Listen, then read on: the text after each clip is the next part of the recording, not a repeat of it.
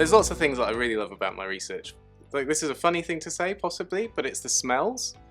So as an atmospheric chemist, you're dealing with the gases and aerosols that are around in the atmosphere. And some of them actually really smell quite nice. So pinenes give that smell of Christmas, of Christmas trees. And they're really interesting because they oxidize in the atmosphere and they make particles, and they can be really important for climate. So actually, yeah, I think I quite like the smells. My group looks at what happens in the atmosphere in terms of the gases and aerosols that are present, how they get there, how they are changed in the atmosphere through chemical and physical processes, and then how, upon those changes, these gases and aerosols affect things like our health through this concept of air quality, and through the climate. So some of these gases and aerosols are radiatively active, which means that they warm the planet, and others can reflect back sunlight, which means they cool the planet. And so really, as chemists, we're interested in those chemical properties of these molecules that really affect the atmosphere around us.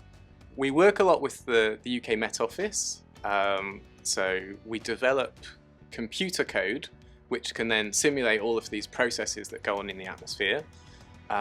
So some of you might have been seeing air quality forecasts during lockdown, those of you that have had a bit more time to peruse the internet.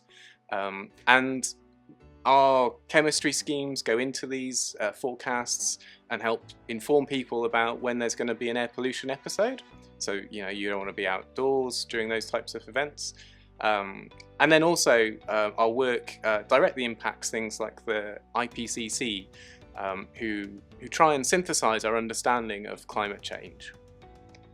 And then that goes on to inform policymakers, so things like what we can do to reduce the impacts of climate change.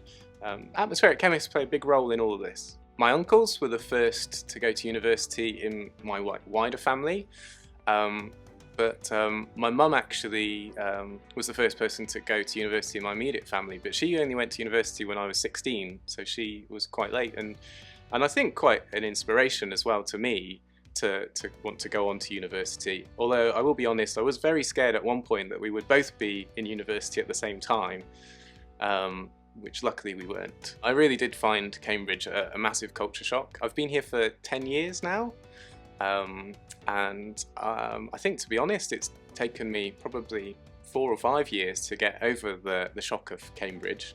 I came from Bristol in the southwest, where we have lots of lovely hills, and one of the first things really was just how flat the place is. But then it became very apparent that Cambridge is a weird little bubble, and it took me a long time to kind of work out where I fit within this bubble. But actually, I think part of that was me not embracing Cambridge for everything that it has to offer, and now that I've been here for a while, I've kind of embraced it, and I've really come to love the place, and call it my home.